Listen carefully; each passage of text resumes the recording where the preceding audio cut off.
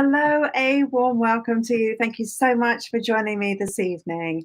How many of you are salon owners in the house? Because that is our focus tonight, all about the salon. And I've got a girl here in the wings that is ready to be shown, but I'm going to push her away for a second. It's not your turn. So how many of you are salon owners? Tonight we're going to be focusing on how to turn your salon into a team of confident stylists, clients loving what you're doing without the worrying and the sort of this stress around training, because training today is a whole nother business. And it's very hard to juggle two businesses at the same time. Would you agree with that? Hi, Becky. Good to have you here. Angela, salon owner. So there's two salon owners, I reckon. Shani, great to have you in the house. So thank you so much for joining me tonight. I have a very special guest who I'm going to be introducing you to in a moment. And she is quite extraordinary. She has a business which is called Think Like a Six-Figure Hairdresser. So you're in for a real bonus and treat when you meet our fabulous mystery guest. So let's dive into our subject matter, because I'm here to help you and to serve tonight. And I want to make sure that I'm going to really give you something of great value. So let's look at this. Everything rises and falls on leadership. No matter where you are in your world, is how you lead yourself and how you lead others. Every time you stand behind your chair, you're a person of influence, and that influence is to lead your guest on a journey of beauty, beauty that relates to her lifestyle, her personality, her age, all of those good things. So I love this quote. It's by John Maxwell. And John Maxwell is one of the most incredible leadership coaches. And I was trained by him many years ago. And I remember when I read that quote, I thought, oh my gosh, sometimes it's hard to lead myself out of bed in the morning. So how many of you can relate to that? I think you can, right? So let's look at the salon wheel. I'm going to go to full screen so you can really appreciate this. We're going to look at the Salon Success Wheel. Ideally, we want our wheel of success to roll through the salon every single day. The happy factor. I think it's so important that the culture that we build has a huge infusion of happiness. The financial reward. Obviously, everything we do, we want to be well compensated for what we do. We want to have strong technical skills so we can reproduce a look time and time again, and to reduce stress levels, and to be also efficient with time.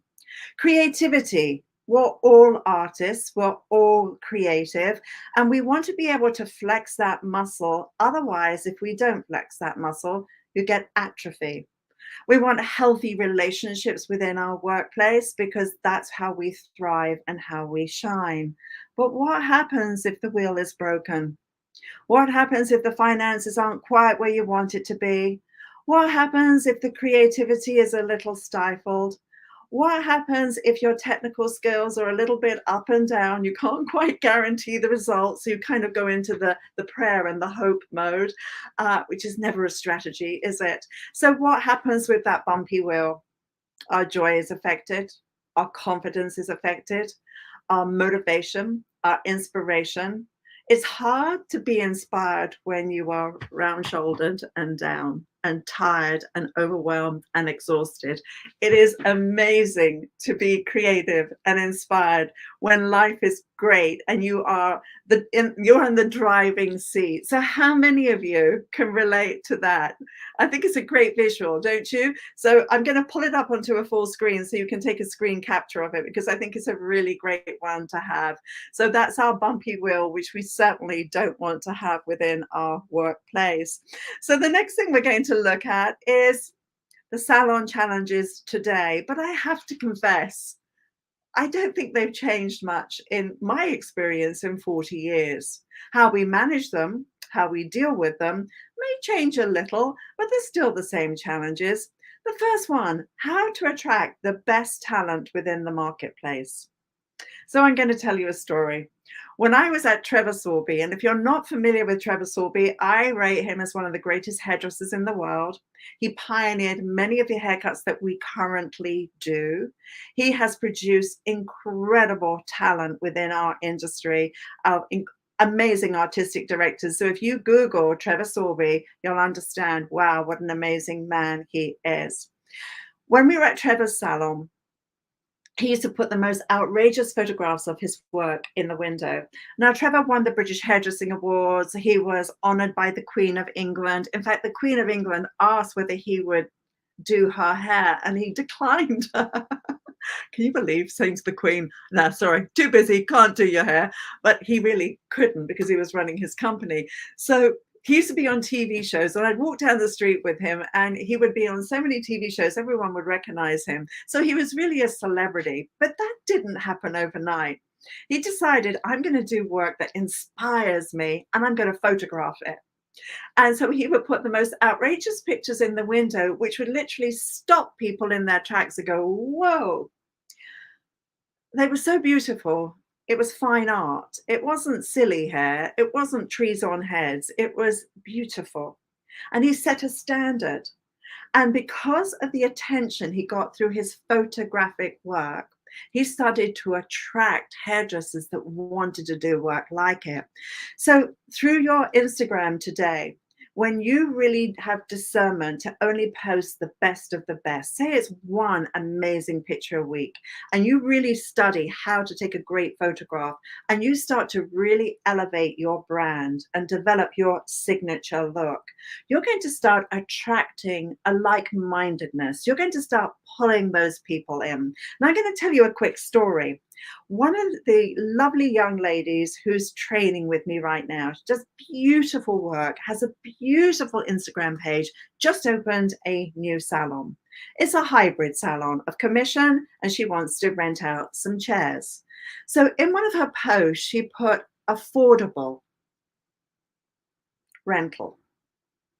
And I said to her, why would you be doing that?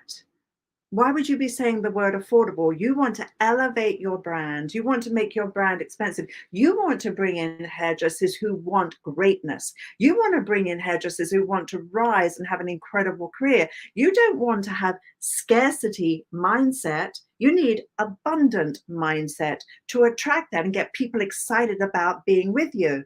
And she was like, well, I hadn't thought about it that way, but words have power. And so what you're doing to attract the right sort of people is really important. I've put in training programs in so many major companies around the world, major. And I was in Vancouver for a couple of years. And I went to this particular salon. They said, Viv, we need help. And at one point in their journey, they were like the hot salon in town, and they sort of declined. And they said, we need to get things exciting again. And I said, well, it's all going to begin with an amazing training program. So I put in a training program. And at that time, they couldn't get anybody to work there because it wasn't cool to be in that salon anymore. I said, we've got to elevate everything. Everything needs a facelift. So long story short, put in a training program. And then within a very short period of time, the wait list and the desire to get into the salon. There were applications this thick of people applying, and it's like, we'll put you on a wait list. We could cherry pick. We could find the cream because we had a training that was extraordinary. So we attracted the right people, and that's part of it. Intentionality, that's what's important. How do you retain stylists? Well, how did Trevor Sorbie retain the incredible talent that he had? It was pushing us. It was driving us. It was, again, leadership. It was about setting very, very high standards and always having goals. So we felt this sense of growing, which was really exciting. And when you look at stats out there in the market about the number one reason why someone leaves, money is usually the third or fourth reason. And today we understand freedom. We understand flexibility. We understand that being able to pick your own work hours. We understand that. And that's creative planning, surely. But it's more than that. It's more about a sense of progress. It's more a sense of being part of a team. I couldn't have done the things I've done in my career if I had not been with amazing hairdressers. And I always make it a point, wherever I am, I always want to be the small one in the room. I want to be surrounded by giants. I want to learn, I want to grow, and I want to reinvent myself. I'm not scared of reinventing. And I think that's a very important part of that. How many of you would agree with those points? Yes. And Andrew saying, agree with you, Viv. Yes. The importance of raising standards. Some people drift through life and they let it organically happen, which is totally fine. But one thing, when you don't have a goal, it's very hard to measure and achieve your progress. So I always say, when you're kind of lost, you think, I don't really know where I want to go. I'm sort of sitting on the fence.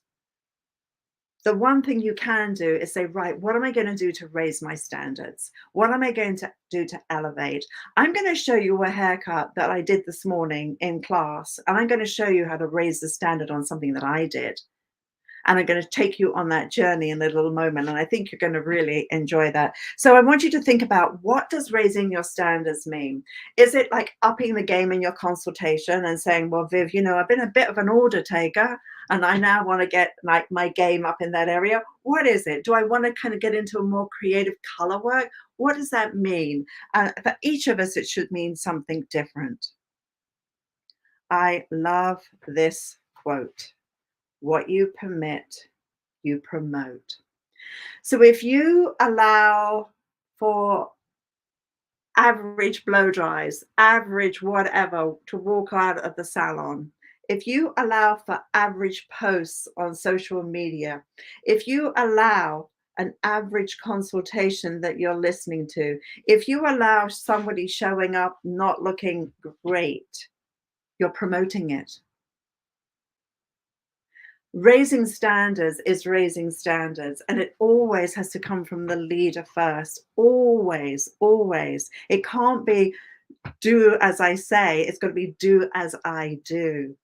So I think it's really important that we take a hard look at ourselves. It's a great thing to do, and just say, right, what do I do to raise my standards? When people show me their work, and we have in my training, we have a photographic forum where people post their work and I give them feedback. I never look at the work and think, oh, that's a bit rubbish. Oh, that's not good. I always look at it thinking, how can it be better? How could we raise the standard of that? And that makes it to me very exciting. And the person who's getting the feedback is going, wow, more, more, more. Trevor Sorby, I'm speaking about him again because he's my hair hero and the mentor that I love and adore. From Angelo Sumanera, check out that name and Google him. Incredible. Eugene Suleiman, Antoinette Binders, Ruth Roach, Sally Brooks, all award-winning hairdressers. All came from Trevor Sorby.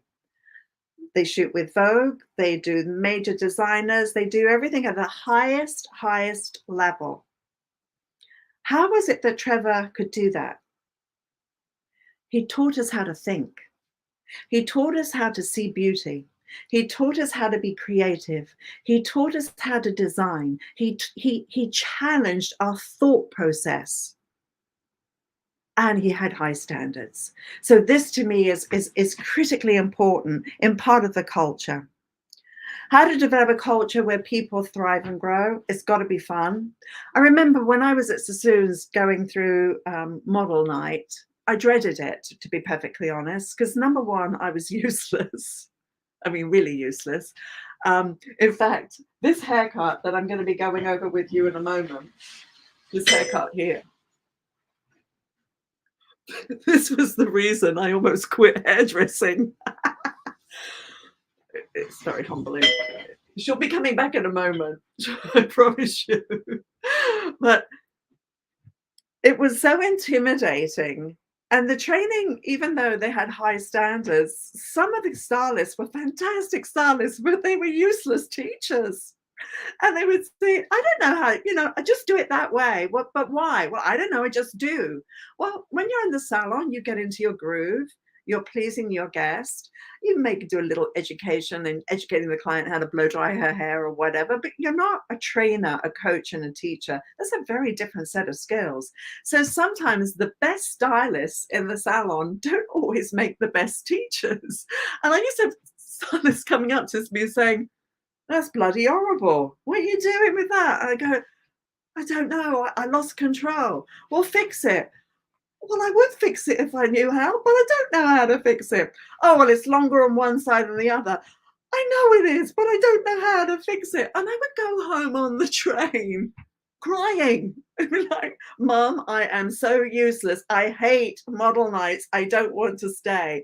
And when we'd have to go off, right, and find a model for model night, I think, okay, so like a graduated bob. I think, right, I've got to go out and find a graduated bob model for tonight's class. And I was used to think to myself, which is worse, going up to a total stranger and asking them to have a graduated bob, or actually coming back to Sassoon's and doing the graduated bob and usually butchering it. Yeah, it was peachy fun. So what am I saying? Your training program, your culture, it's got to be fun. And it's got to be about empowering people, not belittling, not making small. And I bet every single one of you here has been in a situation where you've been at some point made to feel a little small. You've been put down by a client, by an associate, whatever, a photographer.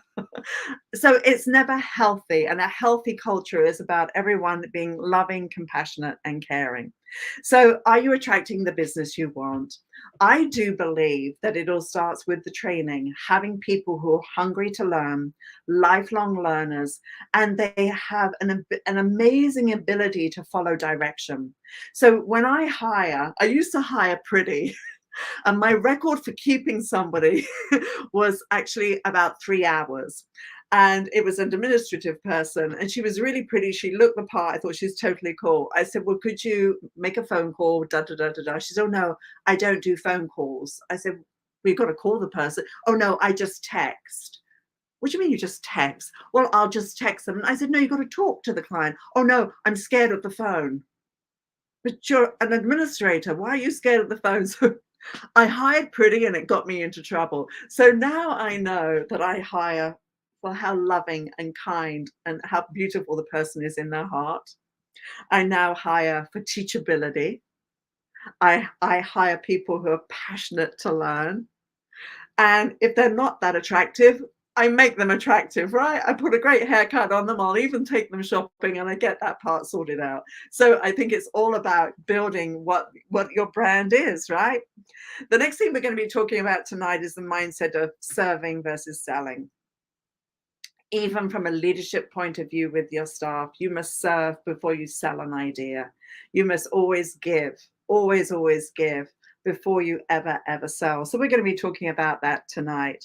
The other thing that we're going to be speaking about is your current training program producing 20 to 40% increase in sales within 10 months? Is it? Because when I train people, that's the result I get, which is absolutely extraordinary. And I'm seeing it time and time again. And it's super exciting watching the creative, technical skills grow as well as the financial. So let's talk about the elephant in the room, the staff walkout. One of the most amazing things about being at Trevor Sorbie and at Sassoon's in those days was that we had such a rich training program. There were always people coming through the training system, always. There was never a gap. When we did have a mass walkout, which we did occasionally, it was not a big deal, because what was interesting about the brand and how it had been built was that people were very loyal to the salon and to the atmosphere and the experience and the excitement of the salon. So when we did have a walkout, there were people immediately to step into place. And Trevor used to say, "I'm not bothered by that. Look at this great talent I've got coming up and through." So we had a mindset, how do we make our space as delightful as possible for people to stay, but you recognize that people have to move on, and sometimes for the right reasons, right, to move on. So again, the training program, when it is done for you or done with you, which is what I do, it becomes a very much, it takes a lot of the burden away from the obvious, right? The do's and don'ts of investing in your staff. So I've invested in people and I've seen them go off, and it's like, wow, I put all that time and energy into them to elevate them, and they've left. And then I've scaled back a bit, thought, well, I'm going to be really mindful. They've got to prove themselves first before I open the floodgates. And so now I have that discernment of integrity, the integrity of the person. What are their goals? What are their visions? And what's the shelf life of that relationship, right? And how can I help that person grow? And if I've got a person of integrity, I will invest, because I investing in them, they're going to get back. But I never give a free ride. I always believe you've got to have skin in the game. And when you have skin in the game, you are going to care and be more excited about the training. When you get anything for free, think about it. All the free stuff that you look at, oh yeah, browse, browse, browse, browse, whatever. But when you pay for training, it's a whole different thing. You show up, you pay more attention, it's more in depth, because if the product's not good, there's no business, right? So investing in the product of education is very, very vital. So those are the important things to ask at the very beginning. You know, that is, I'm looking at aptitude and I'm looking at attitude. Aptitude I can work with. Attitude, that is, I'm not a therapist and I don't want to be working on someone's headspace. I want them to come with the right headspace, and I teach them how to see and how to work with their hands and how to have a really great work ethic.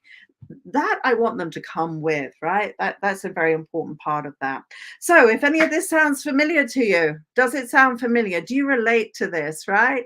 Do you relate? Oh, Roby's in the house. Hi, Roby. Good to see you. Then you're in the right place. So let me introduce to you this fabulous young lady, Jacqueline Beth. It is the most talented, talented lady.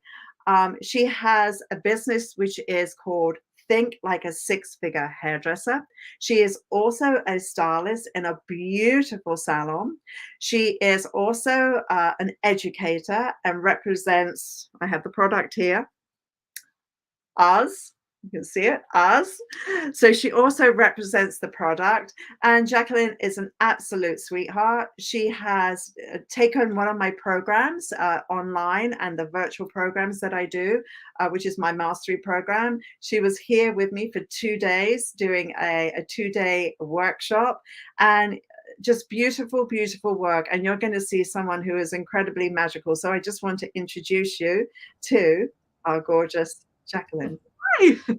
Hello. Thank you for having me. I appreciate it.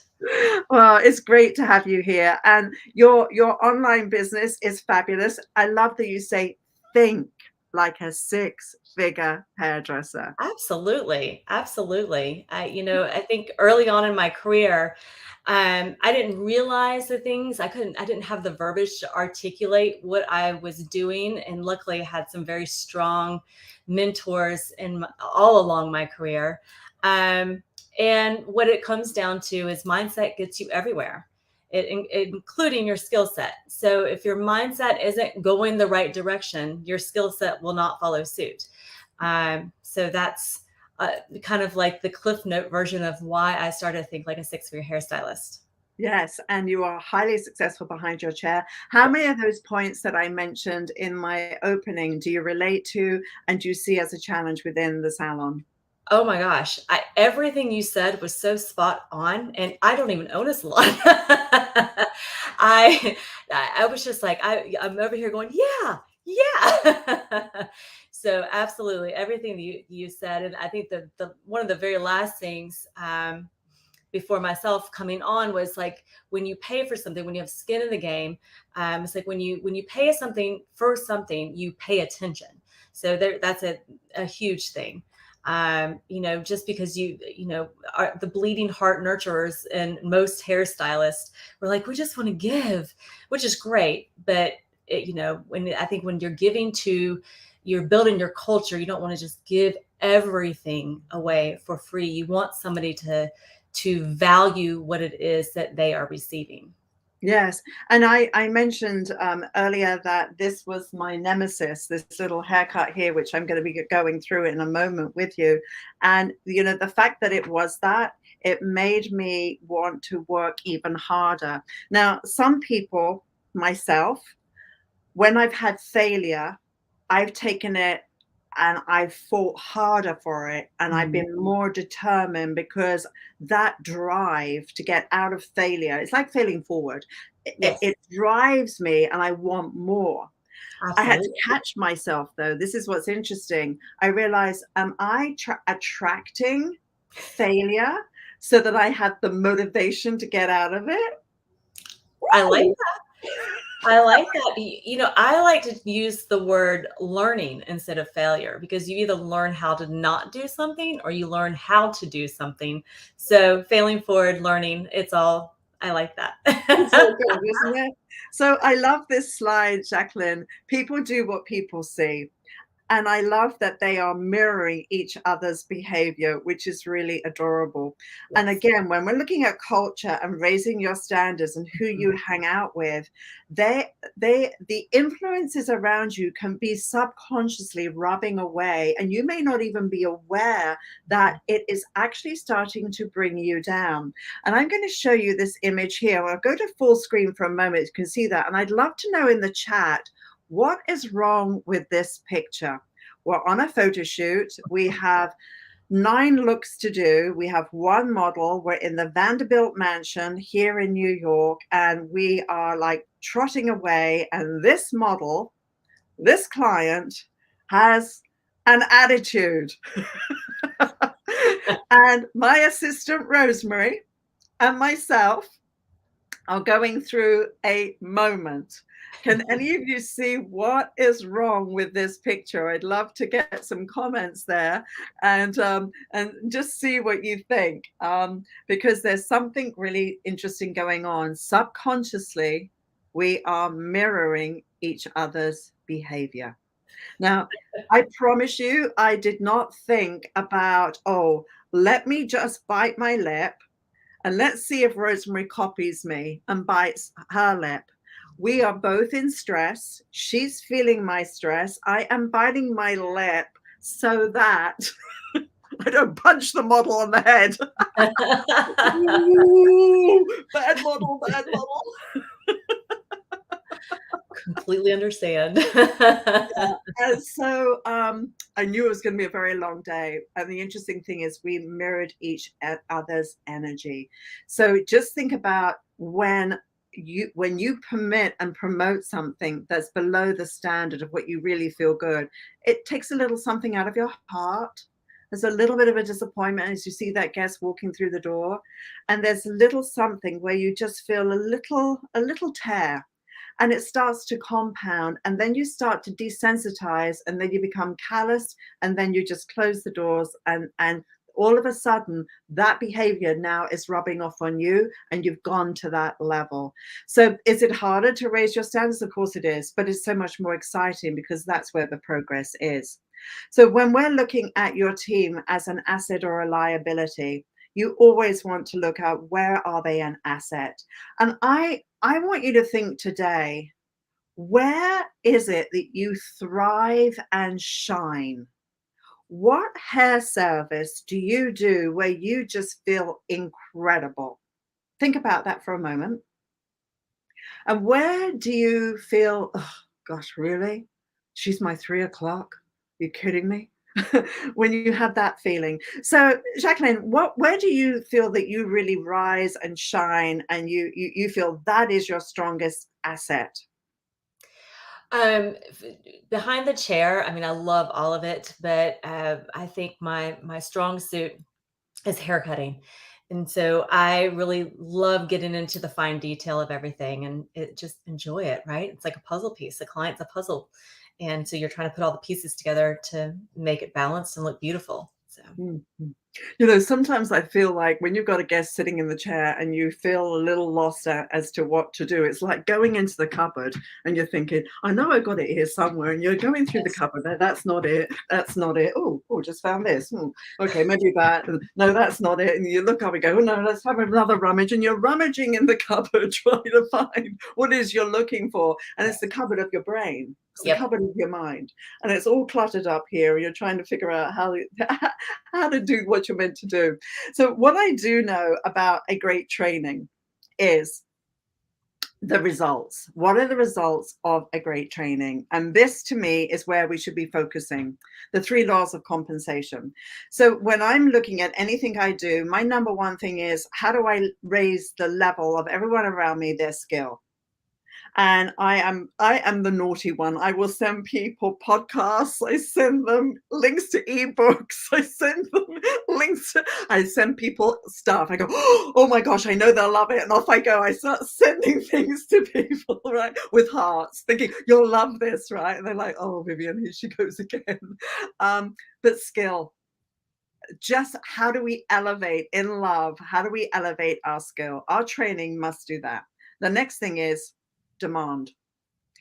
Whatever you're doing, there must be a demand for it. Otherwise, you have been riding the wave of something that was popular. So let's just take what's been popular for the last 20 years: balayage, ombre, long square layers. Whether they're ghosted layers, whether they're facial framed, whether they are a mermaid, a butterfly, a wolf, woof woof, or hello people, it's a layered haircut. Yes. Right? It's a layered haircut. There has to be a demand for it, and we're in the fashion industry, and it will go out of fashion. And are you prepared for the next step? That is the thing I'm asking. So your training has to be in demand. And the final thing is the cost to replace. If you are doing the same balayage ombre as everybody else down the block, the value of what you've done has decreased. The value of what you are doing is that the 3 laws of compensation, it is your skill, it is the demand, the market demand, or create the demand, the market demand, and then the cost to replace you. Obviously, we can all be replaced, but can we be replaced at that level, which I think is a really huge thing. So when I'm looking at the law of compensation, I'm looking at the skill set. I'm going, okay, I can dress hair, I can do some really creative color work, I can do my soft little layers, I can do my nice texture, blah, blah, blah. Whatever it is, I have to develop my signature look. And if this is the signature look that I'm putting out there, then that's what I want to have come back to me. So the thing is, you can't put ambition on hold. You've got to always be driving forward with that. But one of the things in our industry, and how many of you relate to this? I'm kind of a big deal. Be aware of destination disease, because sometimes we get stuck. And sometimes the stuckness, right? The stuckness is because of fear, lack of time, unaware, poor leadership, nobody to encourage you, no goals, drifting. We can all come unstuck. The worst thing is when we get destination disease. It will destroy you. I have had times in my career where I truly was burnt out, absolutely burnt out. And I hit a wall and I didn't know where to go. I was living in a foreign country. I couldn't relate to the culture there. And I was like, what the heck am I doing? So I go to the bookstore and I read every self-help book that they have there, which at that time was only 4. I read all of the books. I applied nothing that I'd read. And I couldn't figure out, why aren't they working? One day someone said, because you're not applying any of it. I went, damn, I better go back and try again. So the thing is, we all do experience that place of getting stuck. And the most important thing is, when you visit it, don't stay there too long and move along, because that's the most important thing of all. So I'm now going to go into my little hair demo. And earlier, Jacqueline and I were talking about this. So in our class that we did this morning, um, we did a graduated bob, but this little mannequin before that, she had another hairstyle, and the previous hairstyle had layers. So when we look at this hairstyle, I'm just going to comb her through. So she's got a nice little shape through here, and she's got a nice little shape through here. And when we turn her around, we can see that she's got a nice graduation. There isn't a hard weight line there, so it works really quite nicely, right? So the thing is, there's something wrong with this hairstyle. Can any of you see what's wrong with this? Because what I'm going to talk to you about now is how to make a hairstyle expensive and the attention to detail. So, and then knowing that there's something not quite right with this hairstyle, how we fix it, and also how we plan. So when I'm training somebody, the first thing that we do is face shape. We open and close the face, we vogue around the face, and we then go through our consultation, which I'm going to go through with you tonight. And then we have a plan, and we look at, should it be with a razor? Should it be with thinning scissors? Should it be with regular scissors? Should it be clippers? I use them all, but I have to know why. I want to do one haircut that's well planned and designed. I don't want to just be in the removal business. So if I think it through and I design it, at the end of this hairstyle, there should be nothing to do, really nothing to do. So I would then photograph my hairstyle, which I did, and I realized, wow, there are no layers in this side of the head. And on this side of the head, there are layers. So what's actually happened is that when I lift this hair up, I have a square layer on the top of the head. But this piece of hair has to travel all the way over the curvature of the head, and it lands here. But this layer doesn't have as far to travel. So when this comes down here, we've got the difference between this layer here and this layer here. So look at the difference in where these layers are. So that means I have a totally different shape. So when I'm working with a side parting, I usually do asymmetric layers. So my layer lives up higher here and it's balanced with that side. So if you look at this, this is a good old heavy lumpy, and this needs to be removed. So I would either come through my layer and do it asymmetric right from the very beginning. So as I'm coming through here, I'm taking away that weight. But in this case, because, and this happens with a client, she has a new hairstyle and these layers need to grow out. So I don't want to go into layering this because it will impact the back. So I'm going, right, what is my approach? So if I come through here this way, so let's just take a look at that for a moment. We've got chunky monkey on this side and we've got skinny on this side. So you've got a nice curvature on this side. And that shape, that elevation through there, that shape, is a very beautiful shape. This is bulbous in here. So I'm going to come through here with my thinning scissors, and always let your client know that these are thinning scissors, otherwise it's such a shock, isn't it? So I'm going to come through here, and I'm actually got to stand at the front in order to do this correctly. I'm going to come through, lift this hair out, and I'm going to go to 12 o'clock, to 1 o'clock, 2 o'clock, 3 o'clock, and out. And then I'm going to look into my mirror and see what I have done. It's obviously still too thick. I now come to my next section through here. I come 12 o'clock, 1 o'clock, 2 o'clock, 3 o'clock, and I now look at that through and I look into the mirror. So it still has more volume here than here. So what I have is disproportion. So the next section is going to come through this way. And now this is where training the eye is important. So everything I do in my training, I always have people photograph their work. So when we do our live workshops, we always photograph at the end and we post the work in the forum. So I can see how you're doing and I can see the performance. So you can see that that's starting to come down. Is that actually showing in the camera, Jacqueline? Yes, it's showing beautifully. You can see the shape slightly altering. So as I'm coming through here, that is my reduction. So the other thing I can do with my razor is my butter knife technique. So this is a technique from the 1920s where you take the hair here. So let's just comb that down so you can see, because this is about depth. And if we're going to photograph a hairstyle, the camera will see the length, it will see the width, but it doesn't see depth. So we want to make sure that when we're doing any hairstyle today, and the hairstyles today are photographed more than ever before, we show off depth. So here I'm coming from the underneath, and it's like a circular motion. And look, I'm taking away the weight. And that's going to start bringing this down in an invisible way. Now, obviously, this was a hairstyle that had layers on one side and not on the other. So it was not part of the design. It's just a consequence of the design. So you can see that as I go through, I just don't remove. I look at the shape and I look at the reduction. And also I'm looking at what's going to happen to my profile, because I want to make sure that that's balanced.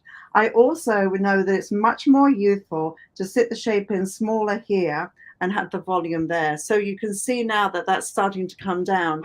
Does that look more balanced? Yeah, looks great. Looks beautiful. So we've shown two methods there of something very, very simple, but photographically, the client could say, oh, it just, my face feels fat. Or photographically, you should say, oh, you know, I feel like I'm looking a little older, or, you know, whatever that may be. And it's the subtle things that make a huge difference. Remember what I said, skill, demand, cost to replace. And if I am doing something that I know my competition can't do, then what's happened is it's huge. Now, if I had taken a photograph of that, the before and after, which I actually do have, I can see that there's a huge difference there. So the subtle thing of layers, when you're layering square, anticipate one side's going to be super heavy and one side may be over layered. So you either layer asymmetrically, or you're going to come in and you're going to have to do what I just did to reduce the volume there, and it still looks balanced and it still is fluid, and we've got really a nice shape. And then when we put some movement into it, and let's just take some of my fabulous friend's oil we got here. I love it. The elixir nourishing oil. You can see my hair. It looks fantastic. I'm shiny. So this is ours, and this is a nourishing oil, and I love it actually because it just nourishes. And I wish you could smell this. Oh, the fragrance is unbelievable. Amazing. It's unbelievable. So when I'm finishing a hairstyle, I then want to look at, okay, so what am I going to do in here to, you know, make that work well? And what is the movement that I've got within my style? And, you know, just to play around with it. And a great haircut should look good no matter what you do. So I hope that that was helpful for you. And so now we're going to move on to our next little girl. She doesn't have a body. Oh, this was a girl I did the other day. She's got attitude. She's got glasses. You know these flicks? I want to know actually before, this wasn't the one I was going to show you. She was just on the shelf. But how many of you, when you do a little flick, it doesn't quite work out right? Have you had that problem? Yes. You have? Really? Of course. Of course. Yeah. Until you figure out, like, where did I go wrong? Okay, so we have here, I'll just quickly show you. This was not what I was going to show you, but she's got glasses on too. Oh. She's obviously had one too many cocktails. Come on. All right. Are you having a good time? Oh, Susan's saying yes. Thank you. All right. So this is something fun that you can do. This is a measuring thing. I love using it. Well, it's not a measuring thing. You can put your hair in this, turn your head upside down, cut. This is one of these things they sell on, I don't know, on YouTube. You can, this is how you do your hair at home. But I saw it and I thought, how fantastic for checking a haircut, because it's so great. It's called the Cree curl. Oh, Kriya curl. Part of it's worn off. So anyway, let me talk about this hairstyle. This was over directed forwards, and it was cut with a razor. We did this in one of my workshops. So what I noticed that when I flipped it back, because I wanted the kind of like the little flippy effect that you can see through there, I thought, well, I'm not really quite getting the flip. It was too wispy. So I went and took my little clip and I closed it, and there it was. And then I just came in and I started to just slither into it this way, right? I broke into it. I'd already razor cut it, so that when I released it, I actually got to see the flip. And then I was thinking, okay, Vivian, not everyone has one of those. So what else could you do? So then I thought, well, what would happen? Oh, darling, why do you keep lunging? Then I thought, well, what would happen if I like rolled it around my arm? I thought that's a bit tricky. So then I flipped it around this way, and I felt that it started to curl around my fingers. So I tried to kind of go into it like that. And then I put 2 combs there. I put 2 combs, and then I brought it out, and then I did the same thing through there. So that was kind of fun. But anyway, this is not what I meant to be showing you. I'm getting distracted. Is that okay, guys?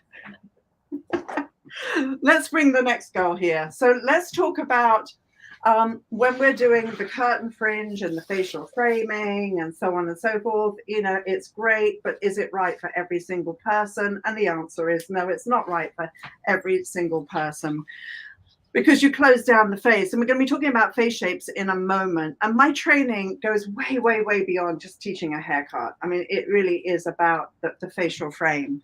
So I just wanted to show you here. This is a complete razor haircut. So let's get my razor. What we did first of all was we took a triangle here and we cut this little piece short. So when I was doing this, my new little things, I love these. I love them. My new widgets. How did I do hair without them? Right? So good, aren't we? So what I do here is I take this hair, I twist it. I twist it, and then I slither down the hair with my razor. And then I take another little piece, I twist, and I slither and I razor through like this. Once I've done that, from here, I then will take this area here, I over direct it forwards, and I go from my longest piece of my wisp, and I come in with the razor like this, not like this, and I come up and down, and I go through the hair this way, obviously with the hair wet, and I glide through. But as that flips across, you can see that there still is quite a lot of weight there. So what I like to do is come into here, because this hair is colliding into here. This is what I like to do. I like to come through, over direct the hair backwards, and butter knife very gently. And then when that falls through, I have softness. Here, I'm going to take it over this way and butter knifing on the underneath. And this is quicker, better result, no marks, than working with thinning scissors. So now when that flows through, can you see the difference between this side and this side? Is it showing? Yes. Yes, it is. Okay, so on this side, we do the same. We over direct this way. So we get rid of some of the weight. It's like liposuction for the hair. Now, in my training with the razor, I like to teach precision cutting, and then I like to teach the art of razor cutting with precision as well as abstract. I want you to be able to do one technique and do it really, really well. So here you can see now what we're doing is we're starting to open out. And I'm actually going to go back in and use the same oil again. So this is the Nourishing Oil by us. There you go. And I'm just going to put some of this in and start to open up the hair. And I want to, this is like, show me the money. Show me the money. I just want to open this up and get that volume through there. And the same thing, running my fingers through and then opening just a few little pieces through there. So it's soft. So what's happened is that if I was to, again, take a before and after picture, you can see that I've lightened around the face. There's a strategy. I'm massaging the hair and opening it out so that we get some lovely, lovely volume, and we have this nice little piece of softness going through. And when you look at it all the way around, She's definitely drunk. I'm going to just use some texture spray. Again, it's by ours. And just give her a little bit more volume through here. And again, I'm going to go in and scrunch. How you finish a haircut is as important as, from a fashion perspective, as when you are going through and choosing your tools and choosing what kind of angles you're going to be putting into your hairstyle. And it must all be balanced according to the face shape. So when we've done one of our classes, we then go off and we photograph the look. And it's like, okay, so now I want to be able to photograph this front, side, and back. And this is where I do all my training. I don't just teach you how to cut hair. I want you to build a beautiful brand. And so we photograph it in ways, and I just go, okay, where is the hero shot through there?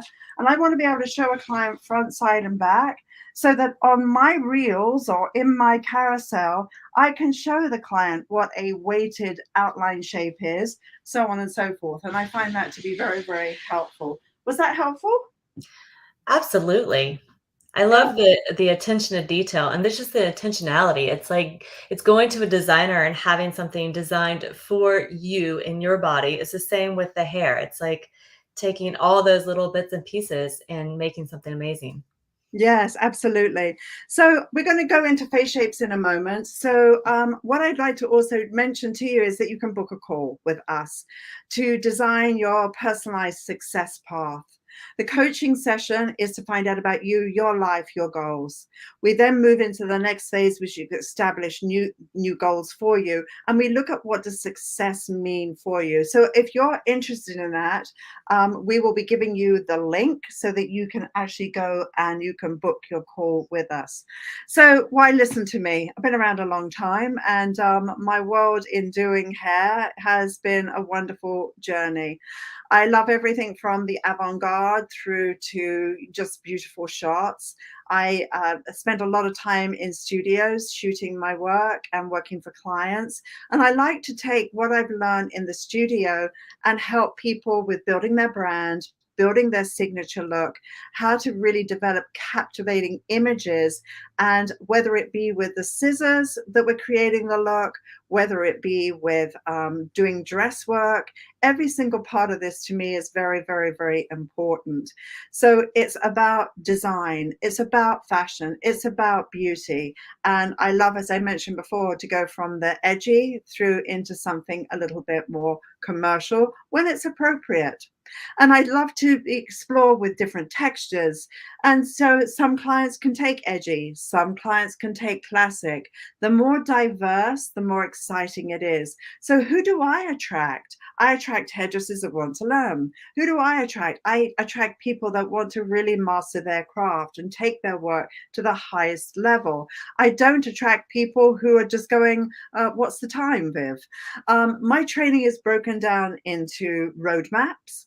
I like to make it as simple as possible. I'm not a gimmicky hairdresser. I'm a purist. And I just love to see gorgeous, strong quality work.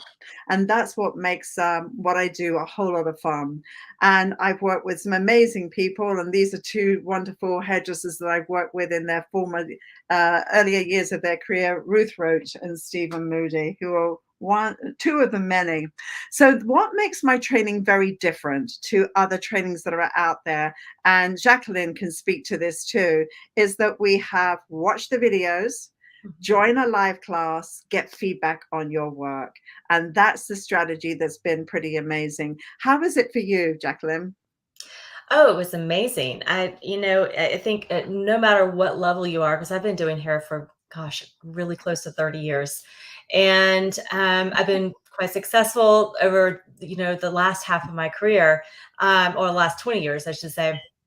And so it really opened my eyes to just a different perspective and kind of things that you may or may not already know, but it gives you the vocabulary and the ability to articulate to your client and where you want to take them. And it's much more personalized, which I absolutely love. It makes us, the hairstylists, be the driver versus the client, just you saying, okay, what is it that you want to do today? It takes that out of your vocabulary and it interjects a lot more fun and fulfilling part of it. Yes, and what Jacqueline is speaking to is our consultation. So when we look at the consultation and all the different touch points of a consultation, it's yes, it can be what are we doing today? Just a little bit off, but that is just taking an order. What we want is our consultation to glide through the service, through the salon experience, and we don't want the bumpy wheel, because that bumpy wheel is another one that's going to give you roadblocks and challenges along the way. And so that's what we talk about. So in here, beauty, what would you do? If this client was sitting in your chair, what would you do? Would you play it safe and trim her? Would you just see her through the eyes of color? Would you see her through the eyes of total design? Because I've got such a strong background in all aspects of hairdressing, I look at her and I look at her face shape and I do the consultation, and I'm then able to give her a transformation. So it's be able to see beyond the raw surface of that client coming in and what you can do. And the reality today is that our clients know their faces better than us. So we have to do much more today than ever before.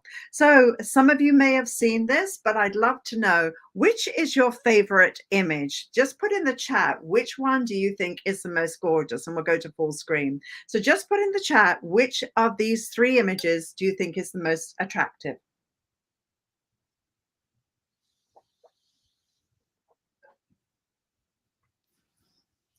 And I'm just waiting a few moments for the chat to pick up. Which one do you like, Jacqueline? I personally love 3. Yeah, Roby loves 3. Tyler loves 3. Angela loves 3. Shani likes 2. So which one is your least, which one do you like the least? Which one do you feel is the least flattering out of these images? Which one is it for you, Jacqueline? It's going to be number 1 for sure. Number 1. Okay, number 1. Let's see what we have coming in. Which one do you find to be the least attractive? So Shani is saying a number 1. Becky is saying 1. Nina is saying 1. Roby 1. We could be putting money on this. Tyler is saying 1. Yeah, so the question is why? I have shown this now to thousands of people, and most of the time people say 3. And of course, 2 is gorgeous. And when I say which one do you like the least, it's always number 1. Well, what you see here is balance and imbalance. We see in number 3 an oval face shape, and in number 1 we see a pear face shape. Narrow temple, volume in the lower part of the face, narrow in the hairstyle, and volume in the hairstyle, and that's the problem. So when we look at the reality of how we work with our clients, and we look at all the challenges we have when a client comes in, and this particular client came into me and she wanted to have a bob, and I said, I just don't think that's going to work. I gave her the consultation, and here's what happened. I've just had the honor of cutting Patricia's hair from long to short. Patricia, how do you feel about your new hairstyle? I love it. I absolutely love it. It is not what I thought I would end up with. It's not what I envisioned me getting, but it is exactly what I want. So it became a surprise that is exactly what I want. That's so wonderful. And how was the consultation for you? The consultation went very well because it was open. It wasn't closed. I didn't have to say what I wanted. You showed me different ways my hair could look by moving it around, by pulling it up, by pulling it back. So I could begin to picture something other than saying to you, all right, I want my hair shoulder length, or I want my hair this way or that. Because I didn't know what that would be.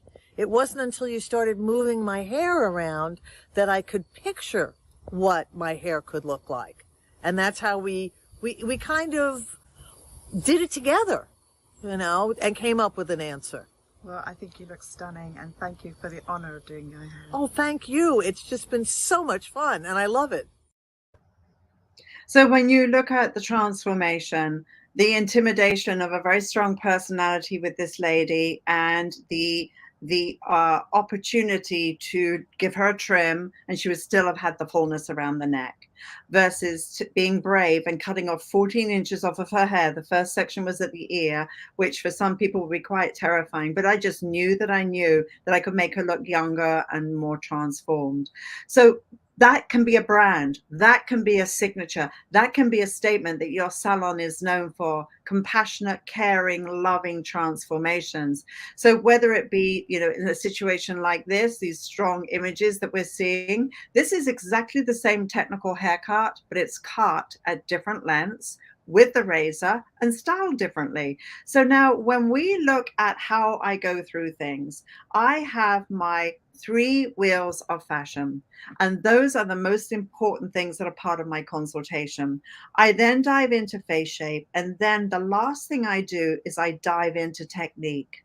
But I would have to tell you, for probably 30 years of my career, I looked at technique first, then we kind of looked at the face, and fashion, well, fashion is whatever was trending, right? And that's not right. This is what's right. I promise you. When you look at a client and say, well, where's her personality? Does it whisper, scream, shout? When you look at lifestyle, is she edgy, classic, trendy? When you look at the sensuality of that woman, where does she live? So I have a consultation form that we use, and it's amazing to see what happens when people actually work with the consultation, and I train around it. So what do you see when you look at these lovely ladies? You can see more glam, you can see a bit more rock and roll, and then you see something very, very feminine. So what I have done is I teach more than a hairstyle. I teach patterns to success, and I teach you everything that I've learned from working on magazines, everything that I've taught in workshops. I take it back to mainstream so that you can use it. My training will save you decades.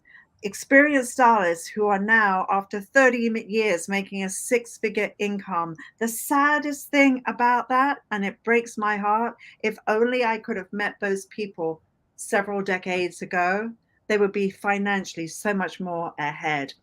Wherever you are today, don't hesitate, because hesitation is not taking you towards a goal. Just go for it, right? Just go for it, because I promise you I can help accelerate that journey, and you don't have to wait 3 decades to get the result. Consequently, you can make more in less time, and I think that's really, really nice. So we're going to go into my little demo here. I hope that you're enjoying this evening, and I'm going to show you my next little look. Now, this may look strange to you. She has a braid through the center of her head, right? On this side here, and I'm going to talk to you about this regarding face shape. This side here is elevated, and there is a lift. Can you see that? There actually is a lift within this shape. So this was graduated, which means the underneath is smaller, it builds to weight, and then it rounds through. This side is layered.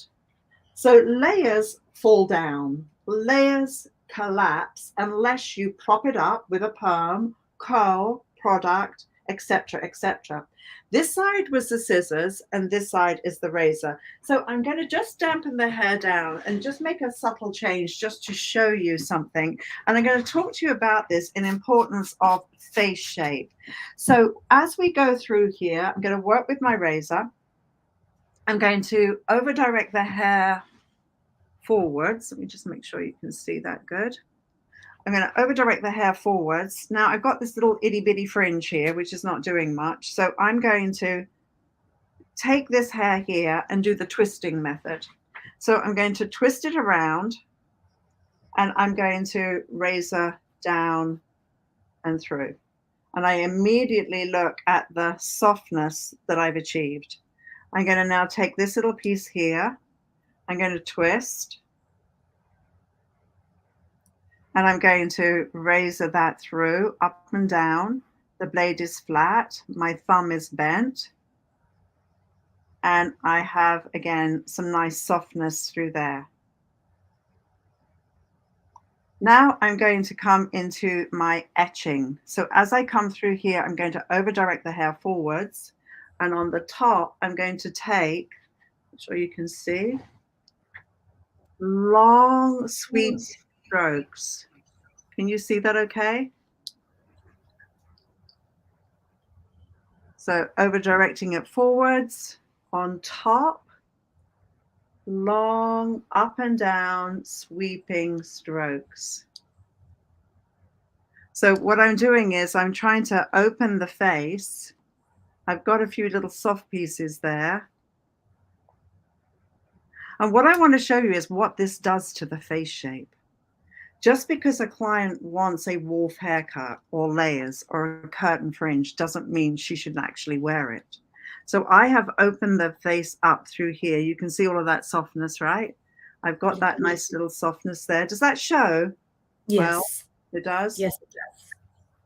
And I just want you to see what now happens with this. I'm going to scoop in even more. Long, soft, thumb bending, elbow quiet.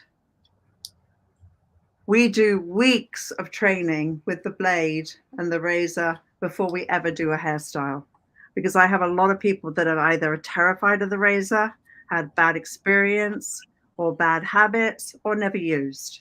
So now I've got something really soft through there.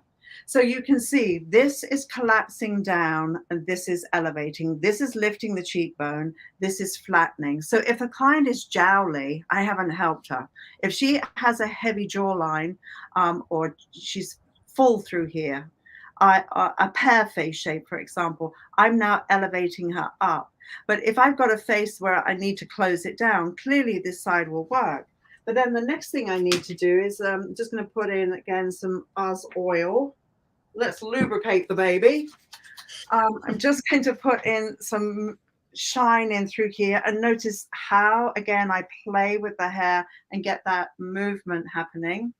In here, I'm just going to make a wish. Rub-a-dub-dub. If you've got layers, show off the layers, right?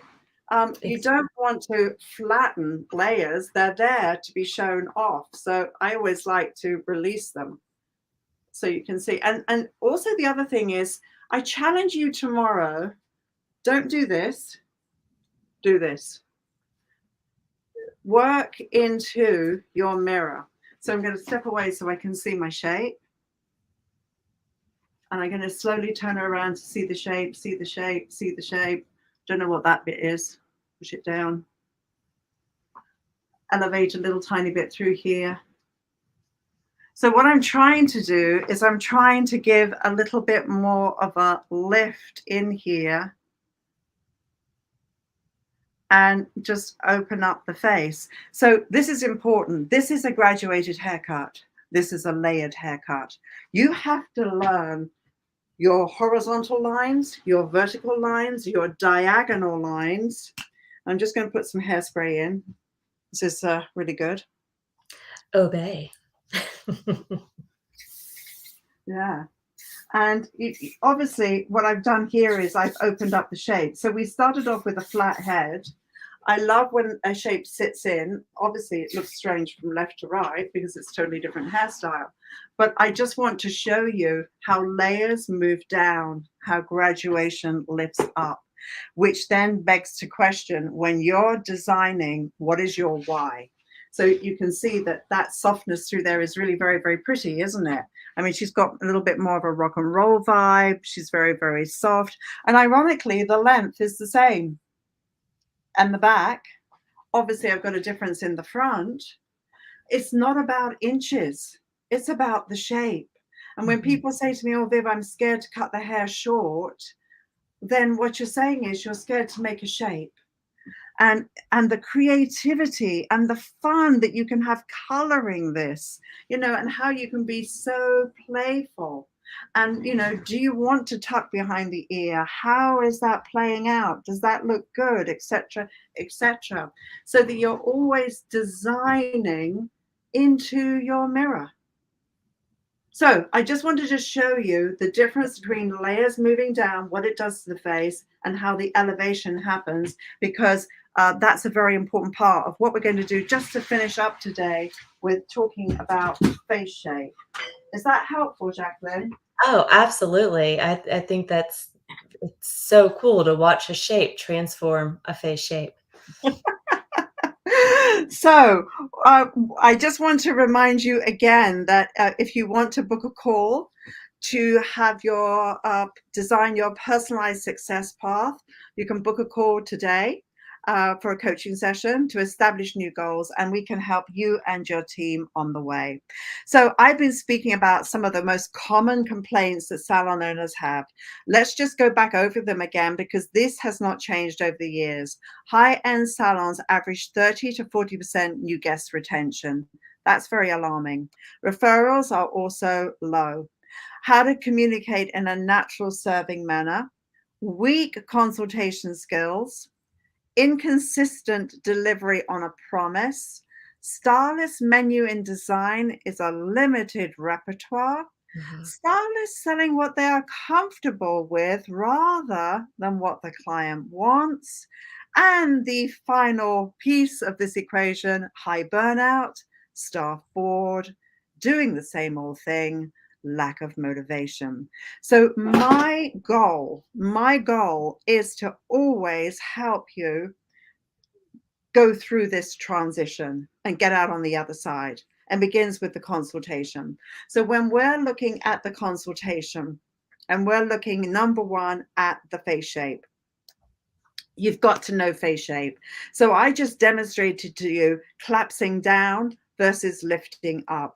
You have to understand which face shapes work for which hairstyles. The next mistake, designing to personality. You could have a glamorous look and you can have a little bit more of a boho look. Understanding where should those layers be? How should that texture be within the hair? What should be that level of blonde? So you're designing to personality. The next thing, understanding where the client lives in fashion. How edgy, classic, conservative, and it's not a judgment, it's just where people live, and that's very, very important. The next part of this is designing to sensuality. How sensual is that look going to be or not? The next thing is the lack of voguing around the face. And when we vogue around the face, it's pretty amazing, because I will show the client what she looks like here. And that's what I did with Patricia when she was giving you that testimony. I will elevate up, I'll close down, and I literally make my hand be a shape to go, okay, so this is what it's going to look like when it's like this. This is what it's like this. This is what like this. This is what it's like when it's like this. And I just start to show, and I move around, and it's part of my plan, and it's part of my choreography, and it helps me see my shape. And remember, when you're designing, the hair that's being held in the hand is making the shape. This is removing, but this, your left hand, if you're a right-handed person, your left hand makes shapes. And I think many, many times we don't understand the importance of voguing around the face and the importance of visualizing shape versus looking at inches.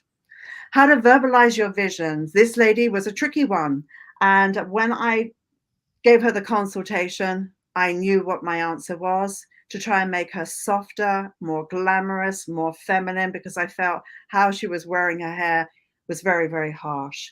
Taking her on this journey was not easy because there was a language barrier and she was terrified. And I think this was the transformation that was very important. So you have two options. You can take this information that I've given you tonight, and you can absolutely go on your own. And I encourage you tomorrow to use as many of these important little tips I've given you. But what I would highly recommend is that we work together to achieve your goals. Have more fun, have the support, have the encouragement. And there's several ways we can do this with you. It can be for a salon done for you or done with you.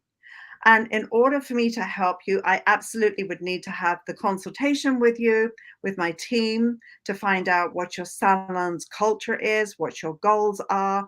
And I promise you, we can, in a much shorter period of time than you're currently doing, accelerate the learning. We can do the training, take the burden away from you. You're just simply observing while we do the heavy lifting. As I say, we can do it for you. And we can do it with you. with you being that we train one of your top people and we coach them, and then we help you as a collective.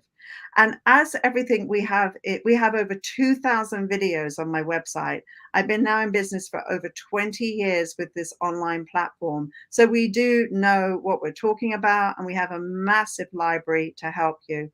So that's important. So I would encourage you to book your call. And remember that our method is watch video, join the live class, which is a virtual one, or you can come here to my studio, of course. And then we give you feedback on your work. So during the live sessions, I get to see you all in action. Then you post your work in the forum and we give you a critique.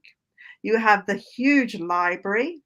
And clients who've worked for me, I mean, I've had such an incredible arrangement of clients over my career who've paid anything from 5,000 to 20K for me to work with them. So we have made this product affordable for you to join. My vast experience, everything from doing fashion shows, magazines, the whole goal is to accelerate your learning as I show you how to climb the ladder to success. And remember, the why power versus the willpower. When you know your why and you get clear about it, the magic occurs. So I encourage you to book your call. And when you book your call, you'll go to a calendar. You can select the date that you want. And here is your link. And I'm just going to go back to Jacqueline. And if you wouldn't mind sharing with our friends here your experience of working with me and how it's helped you. Oh, absolutely brilliant. Absolutely brilliant. I mean, I couldn't ask for a better mentor and educator, and in a great challenging way too. You know, I've had a vast career myself, and I think it's really great when someone can meet you where you are, but then also help elevate you in that same space. And you know, I always come from the space that I don't know everything. Somebody else does it better out there, and how can I get that in here so that I can facilitate it out there? And I think this was one of the best things I could have done. I enjoyed every minute of it. I got so much out of it. My clients had a heyday. They loved that I was doing this.